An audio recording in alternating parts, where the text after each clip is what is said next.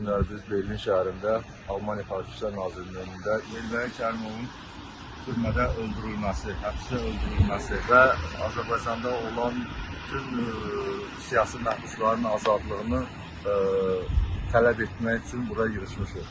Elbəy Kərimovun öldürülməsinə və etiraz aksiyası keçiririk. Buradan siyasi məhbuslara azadlıq tələb edirik.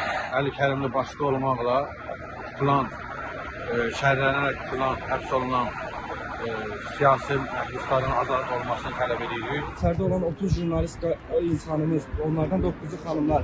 İlham Əliyev bu hanımlardan ne istiyor? Gülə-gülə gedirlər, sındıra-sındıra gedirlər.